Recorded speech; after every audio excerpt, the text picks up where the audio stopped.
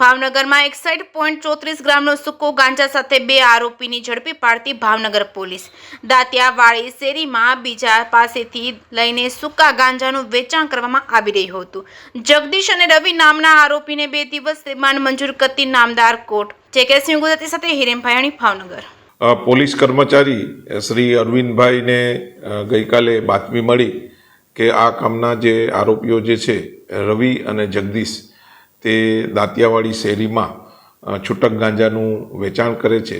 જે અનુસંધાને station ડાયરીમાં entry કરી પીઆઈ શ્રી મકવાણાને આ બાબતની જાણ કરી અને સરકારી પંચો લઈ સદરવું જે બાતમીવાળી જગ્યા છે દાંતિયાવાડી શેરી ત્યાં રેડ કરતા આ કામના જે છે જગદીશભાઈ વાઘેલા અને રવિ ઉર્ફે શેરો ત્યાં મળી આવ્યા।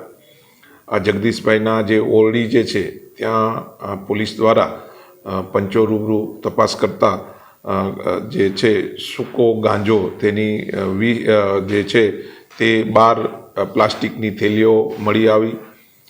જેમને સૂંઘતા એક અલગ જ ટિપિકલ સ્મેલ આવતી હોય ગાંજો સૂકો ગાંજો હોય, જેથી FSL અધિકારીને બોલાવવામાં આવ્યા અને આ વજન કાંટા દ્વારા આ જે મુદ્દામાલનું વજન કરતાં 61.34 ગ્રામનું કિંમત ₹613 અને આ જગદીશ વાઘેલાના કબજામાંથી એક મોબાઈલ, આધાર કાર્ડ અને ₹500 તેમજ આ નટુભાઈ બારૈયાના જે કબજામાંથી વિવો કંપનીનો મોબાઈલ 5000નો, આમ જે છે ટોટલી ₹6,813નો મુદ્દામાલ પંચો રૂબરૂ કબજે કરવામાં આવેલા છે।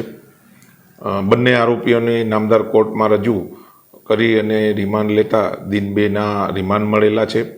આ આરોપી જગદીશની પૂછપરછ કરતા સદરવું મુદ્દામાલ જે છે ગીતાબેનના દીકરા કુમારના પાસેથી એ લઈ અને વેચાણ કરતો હોવાનું ખુલવા પામેલ છે।